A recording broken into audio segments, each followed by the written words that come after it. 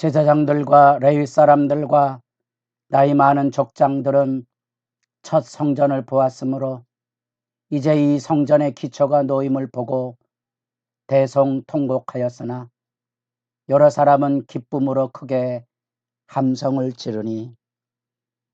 새벽 이슬 같은 생명의 기도자 여러분, 주님의 나라의 영광, 포로기의 절망 가운데서도 언약의 말씀에 등불이 비춰주어 이제 여기 약속의 땅에 돌아오는 이 은총의 사역, 말씀을 읽어가며 하늘 희망의 새로움을 새롭게 누릴 수 있기를 바랍니다. 오늘 우리가 읽어갈 하나님의 말씀은 에스라 3장 1절에서 13절까지의 말씀으로서 드디어 성전 재건의 역사가 시작이 됩니다.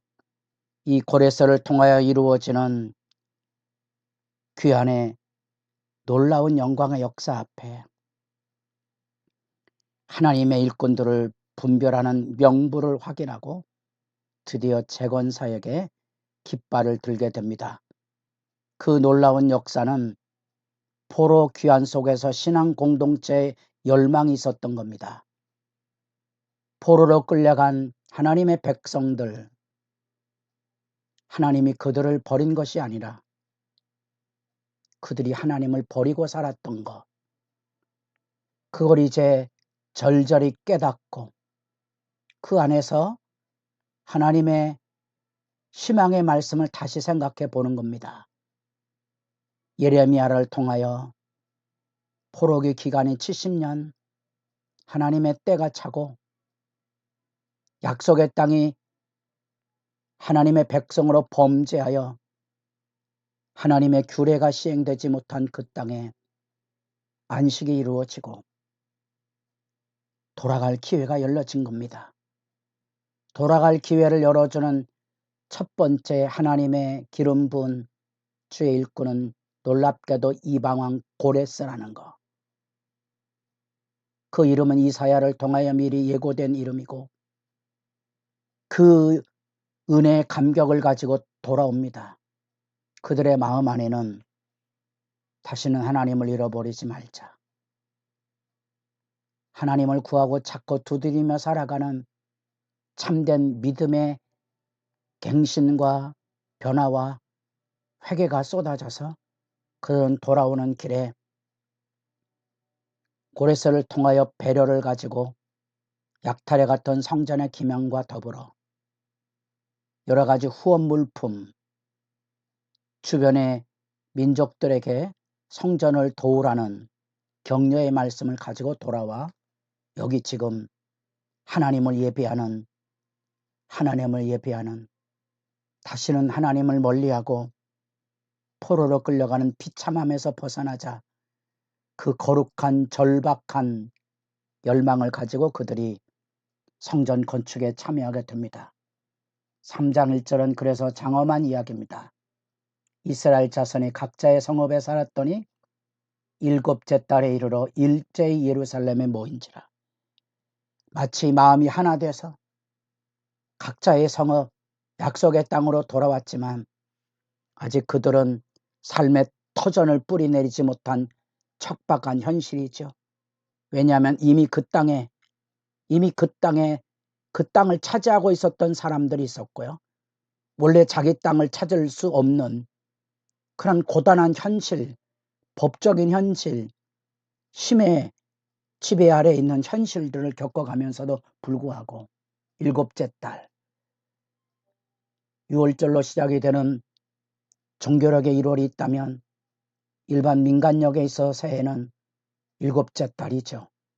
에스라도 느헤미야도 바로 일곱째 달 새해 나팔을 불고 대속죄를 거쳐서 초막절을 지키는 이야기가 여기 성전이 지어지는 솔로몬 성전도 마찬가지고 여기 성전의 기초를 놓는 에스라의 사역도 마찬가지. 느헤미야 8장에 다시 하나님의 부흥운동을 열고자 하는 열망도 마찬가지. 그렇게 일곱째 달에 하나님의 백성들이 예루살렘에 일제히 몰려들어서 하나님을 향하여 제단을 만들고 모세의 규례대로, 모세의 율법에 기록한 대로, 사절에도 기록된 규례대로 이 다시는 하나님의 법을 잊어버리지 않기를 원하는 소망을 가지고 지금 성전을 준비하고 있는 겁니다. 그 중요한 모세의 율법 그 규례대로 제단을 수축합니다. 아마도 황량한 터전 속에 제단이 황폐화되었던 것으로 추정해 볼 수 있죠. 일부 그곳에 남아있는 사람들은 자기들 생각으로 자기들의 입장에서 제단을 쌓았겠지만 이제 하나님의 규례와 원칙대로 제단을 수축하고 번제를 드립니다. 아침 저녁으로 우리는 그것을 상번제라고 그럽니다. 아침적으로 드렸던 이 성전의 제사가 솔로몬 이후 점점 역사 속에서 잊혀져 가고 이런 것들이 소홀히 여겨지고 그래서 이것이 한 번을 드리는 것으로 그렇게 정착이 되는 현실들도 역사에서 많았습니다. 다시 규례대로 아침과 저녁에 레위기 말씀의 그대로 말씀 읽으면 뜨끔뜨끔하죠. 우리 시대에 주의 예배가 아침 저녁으로 드려졌었는데 이 저녁은 잊혀진 시간이 됐고요. 점점 세태에 쫓겨서 예배가 무너지는 아픔. 저는 꼭 저녁 예배에 있어야 된다는 생각을 가진 사람은 아니지만 사람들의 마음속에 예배와 신앙 공동체의 말씀 교육과 봉사의 시간들이 없어져 버린 거죠. 예배가 드려지지 못하면 그 자리를 말씀 공부하거나 봉사하는 자리로 전도하는 자리로 채워야 되는데 예배를 없애면 다 없어지는 거죠. 그래서 이런 규례가 여기 아프게 우리에게 다가와 있는 거죠. 하나님의 법대로. 그리고 이 놀라운 큰 역사를 놓는 주도자는 스룹바벨입니다. 원래는 세스바살이 그 기초를 놓았던 것으로 보여지고요. 이후에 세스바살의 활동에 대한 이야기도 간간히 나타납니다. 혼돈을 일으키지는 마시고 그래서 어떤 학자들은 동일인물 아닌가 하고 그렇게 추정하는 경우도 있고요. 드디어 하나님 앞에 일곱째 달 초하루부터 여호와께 조석으로 번제를 드렸으나 성전의 지대는 아직 놓지 못하였고 첫 성전을 보았던 사람들은 이제 기초를 놓는데 대성통곡했다 그랬죠. 영원한 신절이 무너진 그 시대에 회고를 하고 있는 거죠. 그럼에도 불구하고 마치 솔로몬이 성전을 짓듯이 다윗이 성전 준비를 하듯이 건축 준비를 하되 기술자들 그리고 레바논의 백학력 자재들을 가지고 20세 이상의 레이 지파의 사람들이 감독이 되고 주도자들이 되어서 하나님 앞에 감격의 예배를 드립니다.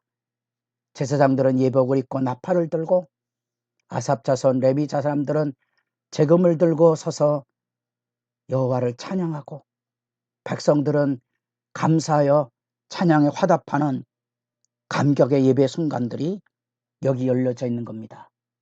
물론 성전 기초가 이전에 비하여 영광의 모습을 잃어서 나이든 세대는 그것으로 인하여 대성통곡하였지만 백성들은 기쁨으로 큰 소리로 하나님을 찬양하고 주는 선하시며 인자하심이 영원하다고 외치고 있는 감격의 순간을 지금 우리가 말씀을 통하여 읽어가고 있습니다.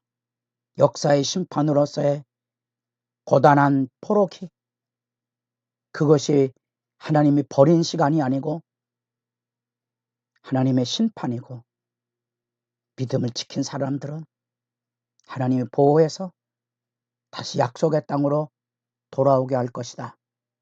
그 은혜와 돌아오며 그들은 바로 이것을 꿈꿨습니다. 다시는 하나님의 말씀을 잃어버리지 말자.